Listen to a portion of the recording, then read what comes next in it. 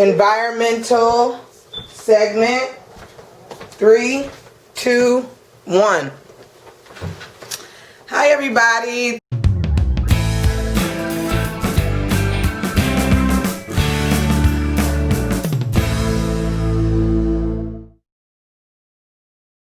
Thank you for joining my channel. For those of you that have subscribed, thank you for returning.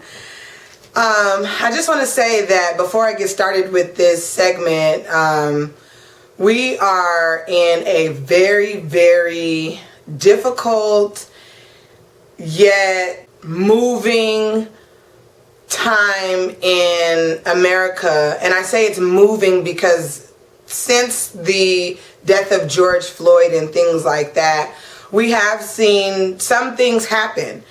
Although it's not everything that we want to see, it's a start, and hopefully we can continue the moving, which will require momentum and keep going with the message that we are going with.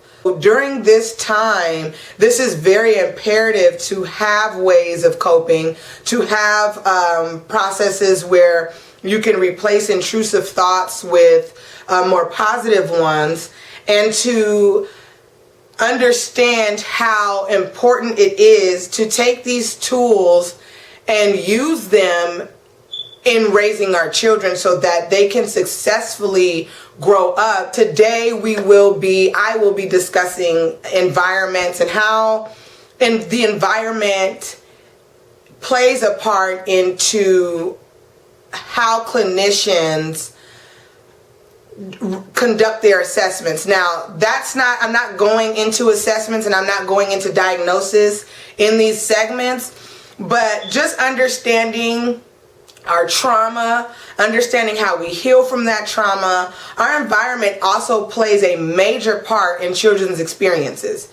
We have to understand that everything that is around us, our children, the children that we plan to have, all of that has to be taken into account when we are looking at things like behaviors from children. In therapy, we look at the person in their environment, okay? What we do is we sort of look at a variety of aspects: biology and genetics, psychology, your social life, your social environment. What did that look like? Your neighbors, your friends, your family, your environmental. What neighborhood were you raised in? What part of town did you grow up in? Your strengths, your weaknesses, the strengths and weaknesses of your parents, the strengths and weaknesses of your neighborhood, the strengths and weaknesses of your community, your culture. Your culture is very much so environmental. How does your culture make up who you are? It's all environmental. And we have to understand that culture doesn't necessarily mean African American, Hispanics over there. Culture is the way we do things, okay? Spirituality are taken into account by therapists, clinicians, and how we are able to formulate what we need to formulate for this person and how to move this person forward in treatment.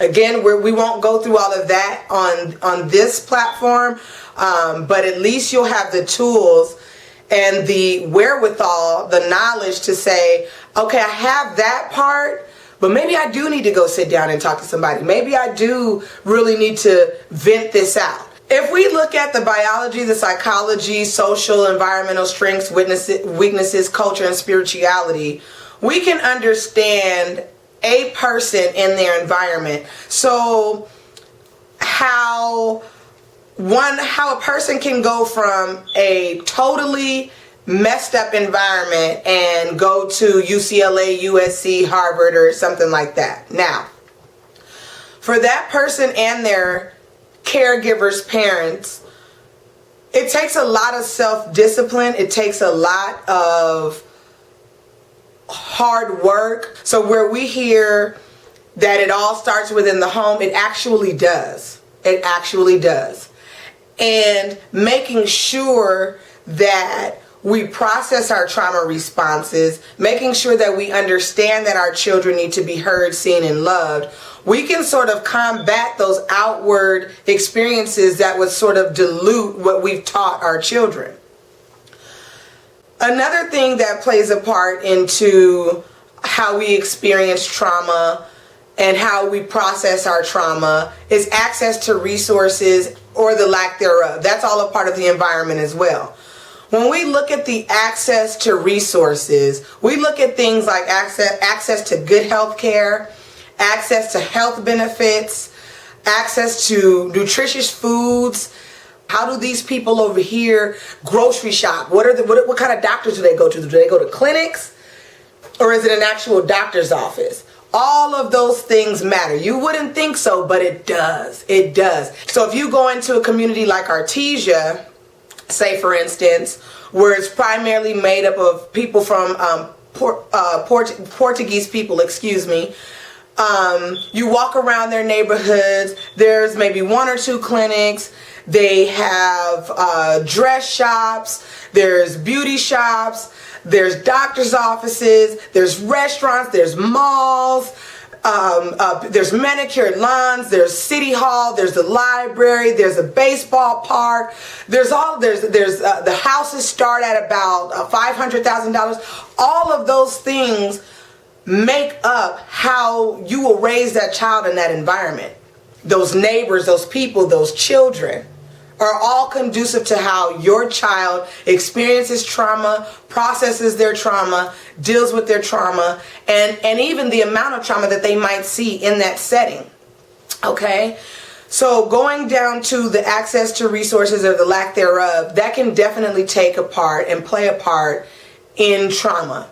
And trauma is subjective. You might say, well, I was really sick, and the neighborhood that I lived in, we didn't have doctors who cared. We didn't have doctors who would go the extra mile to figure out what was wrong with you. He'd just write a prescription and that's it. And that takes a part on not only you as a person, your physical health, but then your mental health too, because somewhere you're deteriorating and you're feeling that and you know that. And you know that your circumstances do not allow for much more. So programs like WIC, EBT,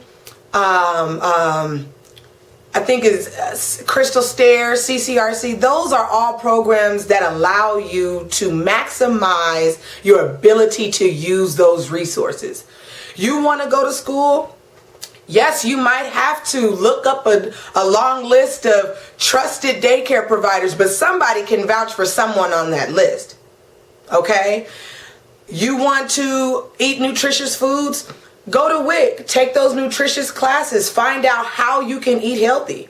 It doesn't mean that because you live in South Central and the only thing that's around there is a Food for Less and a corner market, doesn't mean that you can't pick up an apple, a bag of apples or a bag of oranges. They might not be from Albertsons and they might not be the freshest, but they still hold some nutritious value. And I'm only saying that to say you got to start somewhere, right?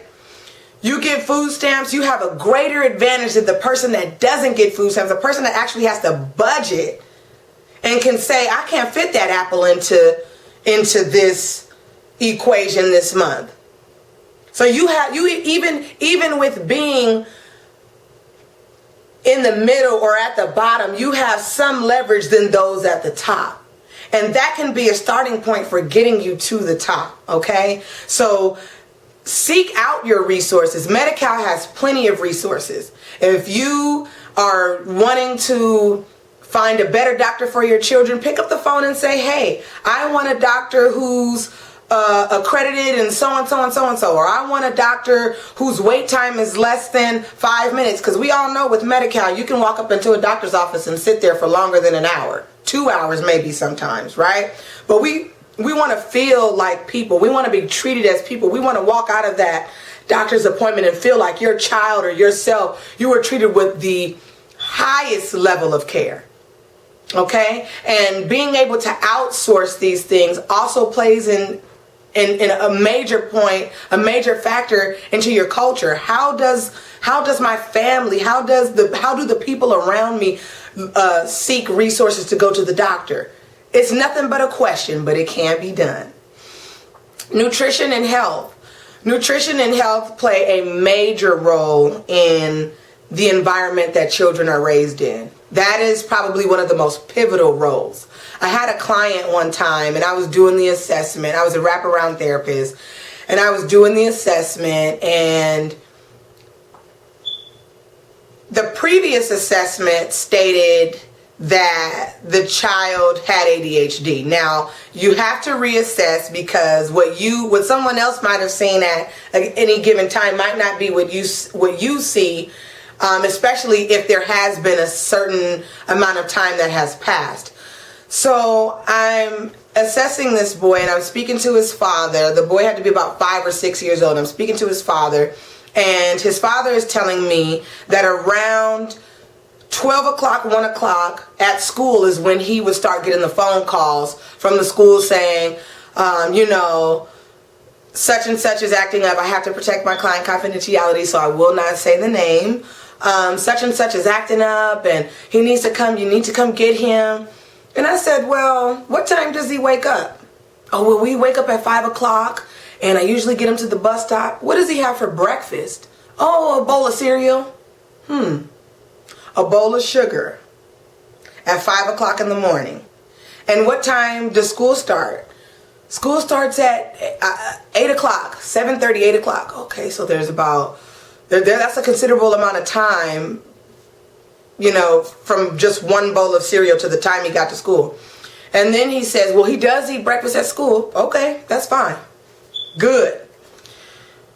So from that breakfast to lunch, do you pack him a snack? Oh, no, I don't pack him a snack. Okay, so from 8 to 4, he hasn't had a snack. There is, lunch is at 12, so he's had nothing else in between. So I had to explain to him, this is the most critical meal of the day. If you're going to give him some cereal, how about adding an apple and maybe a bowl of yogurt, right? And then at least that way, it'll be balanced. Okay, because we know kids want what they want. They want a bowl of cereal, but it'll be a balanced breakfast. So then, if he still chooses to go eat the 8 o'clock breakfast, he's not as hungry, and he might be able to hold himself over until the 12 o'clock lunch. And you might want to throw in an apple, some carrots, maybe some wheat thins, a bag of chips. You can mix that up for the snack, so that when it's snack time and it's recess time, he can have a snack and still be able to hold himself over to lunchtime. And he said, oh, okay, thank you, I didn't know that. No problem. But there's so many people who do not understand any of that. And that is okay. That's perfectly fine. Because just as sure as I was that child's wraparound therapist, there are plenty wraparound therapists and therapists alone who have to psychoeducate our parents, so that there's not a system who says, oh, you're inadequately feeding your child. No. Let's psychoeducate first. And that's why I wanted to give you guys a little bit of background on how your environment plays a huge role in raising children. If you are in a position where you're saying, what am I supposed to do? I can't move tomorrow. What you want me to do? I'm encouraging you to just become more aware of your environment, and where you can help and make a difference or even suggest changes, do so. That's it. Like I said over and over again, we have to start somewhere. And as a community, you'd be very surprised at how fast people would conform when they see you doing something for the good.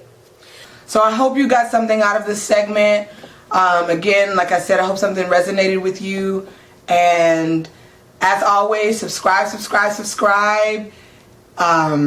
Tell anybody who you feel that could benefit from this channel to please watch, to please reach out to their local mental health clinics, the local mental health providers, and see if you can get assistance in healing whatever areas of your mental health that you deem necessary.